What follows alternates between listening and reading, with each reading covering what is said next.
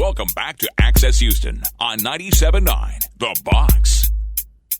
Good Sunday morning. You're listening to Access Houston. I'm your host, KG Smooth. Welcoming back my political analyst from Elite Change Incorporated, Mr. Dallas Jones. What's the word, bro? Hey, how's it going, KG? Pretty good. How about you, man? Man, I'm pretty good. I can't complain, you know. Still moving. Just glad to be here. Yeah, moving and man, shaking. Glad to be here on this side of the dirt. Yes, indeed. So it seems like we've been voting forever. Man, you're telling me. I'm in the voting business. And we've got a runoff that is coming up. And I'm a little out of the loop because I've been so busy in this box in my own creative space. Mm-hmm. So what does this election runoff entail, and who is it with? So essentially, and we've talked about this election before. The primary that happened back in March, there were several races that had multiple candidates in it. And so those races, then in Texas, you have to get 51% of the vote essentially in order to actually win the election. And so when that doesn't happen, if candidates fall under that 51% mark, then you have to go into a runoff election. So there are several judicial races, mainly judicial races, but other races like state rep races, justice of the peace races that are still in runoff on both the Democratic and Republican primary tickets. And so this election is to resolve that initial election. Okay, and that runoff is on? That's on May 24th, which is Tuesday. May 24th. Oh, yeah, that is Tuesday. And then early voting, that's going on? Early voting just passed. It was last week, Monday through Friday, 7 to 7. Because it is a runoff, early voting is abbreviated. So it only ran for 5 days. However, they extended that 5 days for the full 12 hours. Okay. So we got to get that. I know one seat that needs to be filled is Mayor Turner's. That's correct. State Senate seat. That's correct. So Mayor Turner's state house seat is in a runoff with Jarvis Johnson, and Kimberly Willis. Now, here's what's interesting. This is a very interesting race because Jarvis Johnson just won a race recently to become the state rep to fill Mayor Turner's unexpired term. Mm-hmm. So his opponent in the primary didn't run in the race to fill Mayor Turner's unexpired term, which will end at the end of the year, right? What they're now running for is to replace him for the next full term, which will be 2 years. And so Jarvis Johnson and Kimberly Willis are now running in that election to replace the mayor, which started out with, I believe, 4 candidates in that race. Okay. You're listening to Access Houston. We're talking to Dallas Jones from Elite Change. Speaking of Mayor Turner, Mayor Turner had his State of Houston address last week, I believe it was, or maybe 2 weeks ago. Brief us on what was said, the progress that has been made, because I know you were in the house. I was front row, front and center. And essentially every year, the Greater Houston Partnership sponsors what's called our State of the City speech. And it's very, very much like the State of the Union that folks are familiar with on the federal level. And the mayor comes in, and it's members of the business community and different parts of Houston that are assembled. And the mayor kind of gives us a rundown of what's really going down in the city and how we stand. But he's only been in office for 5 months. That's okay, but there's still a state of the city, and so the reality of the state of the city is that we have a $160 million budget deficit, and so that was one of the main focuses of the mayor's speech, is that we have to close this deficit, this gap, which was created through a number of things, and I don't want to get policy complicated in it, but I can break it down for your listeners like this. Look, we owe the pension system a bunch of money. Pension, what does that mean? If you have a bunch of people that in your family that worked for the city, if they were the police, if they were the fire department, if they were all these people, when they retire, get money. They get pension. The problem is we owe more money to people that are retired in their pensions than we actually have that the city's actually bringing in. Well, how did this happen? Right. Well, things change. More people are starting to retire. People are living longer. And the reality of it is we have something in the city called a revenue cap. So there's only so much money that we can charge in terms of taxes that goes into our general fund. And I'm getting wonky, but I wasn't trying to. There's only so much money that we can charge based on something called a revenue cap that only we, the voters, can remove. So we're the only ones that can say charge us more money so we can afford our obligations. And who's going to say that? And so the reality of it is, in order for to fix the situation, we have to figure out new streams of revenue, and we will have to eventually lift the revenue cap. The other piece is, oil and gas is one of the big staples of our economy, and so we're all enjoying the cheaper gas at the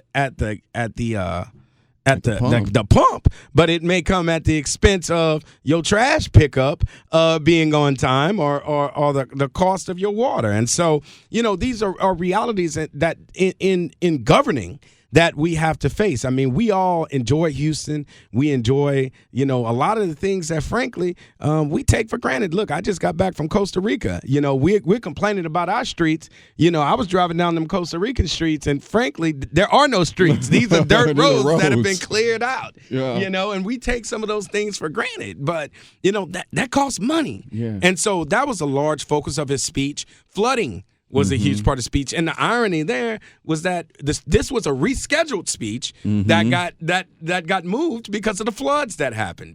And so flooding is a priority. We have to get control of it. The mayor really did a great job of addressing that. And for the first time, he appointed a flood czar for our city whose only focus is to deal with flooding. And I can think of no person more qualified and really a slam dunk for the mayor in appointing former city council member Steve Costello, who is an engineer, served 6 years on council, and recently just ran for mayor against Mayor Turner. But I think that speaks volumes to the type of mayor that we have, and he's willing to work with folks. And he is a man of his word. And I want to say this on record because I never got the chance to, and I was 38 hot when I sat and I watched, I believe it might have been Mayor Turner's second or maybe his third press conference briefing on that Monday, the day of the floodings. And I was watching KHOU, and there was a certain, I don't know who the reporter was, but she was questioning Mayor Turner on his response and all of this. And what about the folks in Greenspoint? Like, they've been, stranded at this. And her tone was very condescending.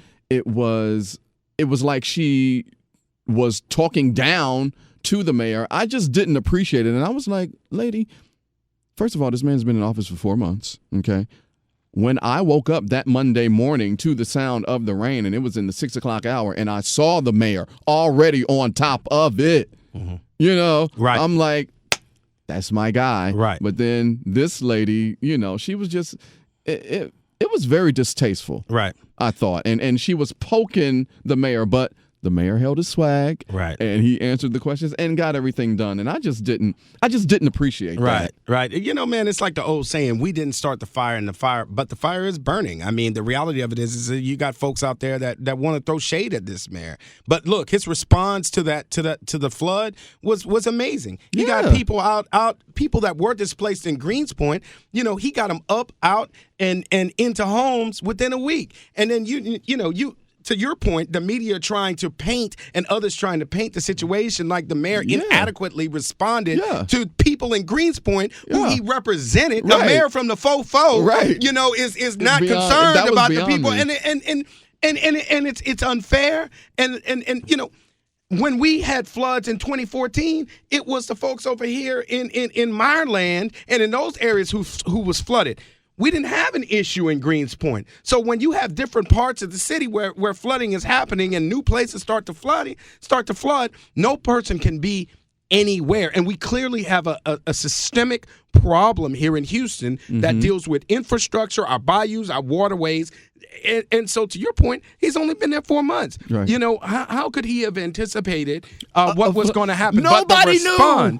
But the response was one that Houstonians should have been proud of because Right. it happened quickly and within the means that we had to save as many people as possible. Absolutely. And who knew that was going to do that? I mean, when I woke up maybe the second time in the middle of the night that morning, and I'm like, whoa, it's still raining. I remember thinking to myself before I went over to my third sleep. And then when I woke up around 5:30, I was like, it's still raining. It's about to be problems this morning. Right. Turned on the TV, and there the chaos was. And I was like, whoa. Yeah. So, I thought his response was impeccable. He did flawless. Mayor Turner, big up to you. Don't worry about them. But anyway, don't worry about the haters. Don't worry about them haters. Dust your shoulders off. We're talking to Dallas Jones from Elite Change. This presidential election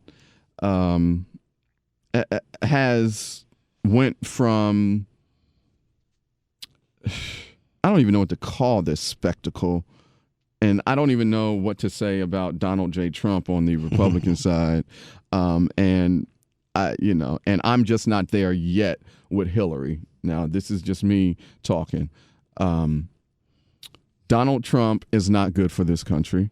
Hillary Clinton is a little too hawkish for me, but she's the best one to get the job done. Trump, they're both wrong on a lot of things. Trump is wrong on everything. Hillary is wrong on some things, but at least Hillary is wrong within normal parameters, I feel. And so with Trump leading, and I'm seeing in the polls last week how they're basically tied. Okay. I'm starting to get a little nervous that Donald Trump might be the president of the United States. I would like to think that America is not that stupid, but the reality is America is that stupid. Thoughts? I mean, nobody thought Donald Trump would get to where he is now. And so I think the only thing necessary for evil to triumph over good, as the saying goes, is for good men to do nothing. And so if we stay home, if we decide that we're not going to go vote, if we decide that it doesn't matter, we're going to put him in guess office. What? Donald Trump is going to be the president. But look, there is hope. And here's what I would tell people. Look, remember we have something here called the Electoral College. Yes. And remember that there are certain states that Mr. Trump will have to win in order to win the presidency. Right. Ohio, Florida, Texas, New York. The bigger the state, the more at risk. California, of course, right? And so where I suspect that a lot of the messaging that he's using and where people will really flock to him and he'll win those states will be more in the South, right? And it'll be more in some of the purely Anglo areas, honestly. Mm-hmm. Those are states that tend to have smaller electoral votes in the college, right? Mm-hmm. The more diverse states that are, tend to particularly in contentious races like this, they tend to move more towards the reasonable side. So here's my point. While you may have polls that saying he's ex-popular here and it's neck and neck here, they can't fully gauge the Electoral College and how that's going to play out, right? Now, what's unfortunate is that, folks aren't excited about either one of them. That is the consensus across the board. But what I would highly suggest, particularly to the folks that tend to listen to this station, is you better get excited, and you better get excited real quick, because here's where we are and here's what happened. And understand that in democracy, nobody waved a wand and made Hillary Clinton the Democratic nominee for the presidency. People voted. The majority of the people, whether you like the process, whether you felt the burn, whether it doesn't matter, people voted for her to be the nominee. Now, either you believe in the values of this particular nominee and this particular party, or you don't. And that's okay. If you decide to stay home, understand that you may end up with a President Trump. So, what I'm saying is, you may not love it, but understand this is what our country is about. This is the very nature of our democracy, where we put a system in place that allows people to express themselves, and we've talked about that here before. And when that happens, the victor prevails. And so, and it's not always pretty, and it's not always fair, and it doesn't always make us feel good. But we understand that what's at risk is greater than just the way we feel. What's at risk really is the stability of not only our city, not only of our country, but the stability of the world.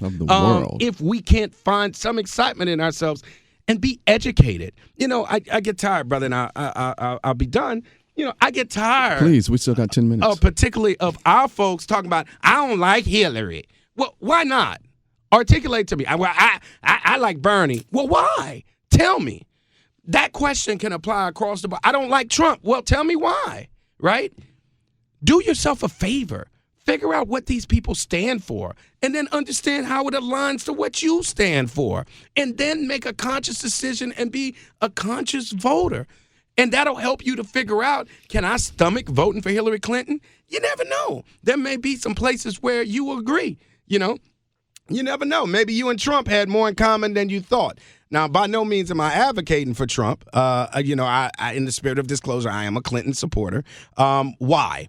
Because I genuinely believe, and this is my own personal opinion, that if I had to round it up, if this was a job interview, and I had to look at the most qualified person for the job, based on qualifications, she is the most qualified person for the job. Oh, without a doubt. I think this is a question because I said she is the most qualified person for the job. And that she is embedded in our society that has a society of sexism that currently it exists. And whether my sisters out there have experienced it, haven't experienced it, it's still very much embedded in who we are as Americans. Here we are on the dawn of a new whatever, right? 45, 46 presidents, hundreds of years later, and there's never been not one competent female capable of leading this nation. We have yet to evolve in that place. But if I genuinely believe in my heart, if she were a man, this would be purely about qualifications, and there would be no question, right? Now, certainly there's a connection to Bill Clinton, but again, for folks that were in Black and brown communities, they had a great affinity. Before Barack Obama came, you had black folks talking about Bill Clinton was the first black president, which I took issue with because he wasn't, right? So the reality of it is look, man, you got to figure out what you stand for and figure out which one of these candidates you're going to vote for. But understand that you have an obligation, a duty to vote. People died for that. So, if you feel the burn, at some point it's going to fizzle out because there's just not the math there for him to be the nominee. And frankly, he's doing more to hurt his party than he is to help it. I was going to add a sidebar. He is an independent in the Senate, so it's not really his party, but right. He want to be down. Right. We're talking to Dallas Jones from Elite Change, talking about this presidential election. One of the things that is very frustrating to me, and I know why it's happening, but I'm just like, y'all are some cowards. The media is not doing its job. The media is absolutely not doing its job when it comes to Donald Trump and pressing him on policy and the issues. This man has not put out one piece of nothing besides banning all Muslims and we're going to build a wall. That's it. He has not been specific on not a nail, not a thing. All he does is hurl insults and talks about how we're going to make it. Just these broad blanketed statements, and I'm really taken aback that people are just going along with that. Like, he ain't saying anything. Yeah. I need you to freaking wake up because he's not saying anything. And to those of you that do support Donald Trump, who grew up a privileged real estate brat, what does he have in common with you, the everyday working poor? What does Donald Trump have in common with you? Besides the fact that if you're a bigot and you don't like, gay folks or black folks or Mexicans or whatever, what is it that Donald Trump has in common with you, the average person? Because, you're not in the same tax bracket. He didn't grow up like you. You know what I'm saying?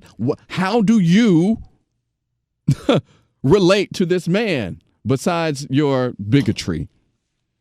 Well, I would say that Donald Trump is probably not the easiest person to interview if you're in the media, because he's not going to give you. He's not going to answer anything. He's not going to give you a straight answer. I will say, in fairness, I'm sure he's at this point he's filthy rich, so he's hired some policy folks that put together a policy document that's on his website, so that'll break down how he's going to make America great again. But you're right. If you can't articulate it, if you can't have the conversation, if you don't have real thoughts about what's happening in our country and how you're going to fix it, it baffles me. And can't even pronounce countries but right.